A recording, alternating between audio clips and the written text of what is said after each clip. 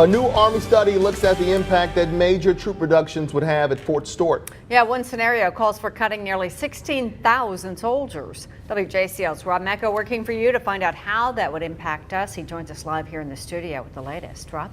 Well, it sounds really bad, but leaders in Hinesville say it's not something that we should worry about. The Army is cutting its force to 490,000 soldiers by 2017.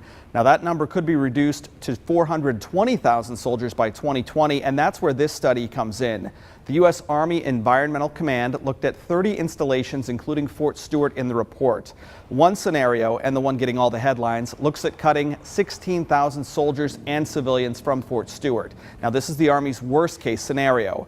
Hinesville Mayor James Thomas is also director of the Southeast Georgia Friends of Fort Stewart. He says the study is nothing to be alarmed about, but everyone realizes the impact that Fort Stewart has on Hinesville and the surrounding communities. Until Congress actually makes a decision as to whether or not there's going to be sequestration or another BRAC, none of these figures are really definitive.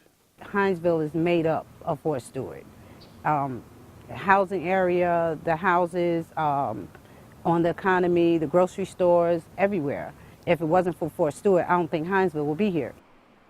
Fort Stewart's Commanding General Mike Murray released a statement to WJCL News. It says, in part, the Army will not make force structure realignment decisions until impacts on military communities are fully understood and the public has had a chance to submit comments. He goes on to say the bottom line is that the number in the report is a worst-case scenario and no decision has been made. Fort Stewart is already losing one of its 3 combat brigades. That's supposed to take effect next year. The city of Hinesville is going to hire a firm to look at the economic impact that any cuts would have, and city leaders plan to present their findings to Congress and the Pentagon. So again, what we got from this today is that this is a number. We shouldn't be alarmed by it. Nobody thinks it's really going to happen, but it's something that we should certainly be aware of. Story still unfolding. Absolutely. Thank you, sir. Yep.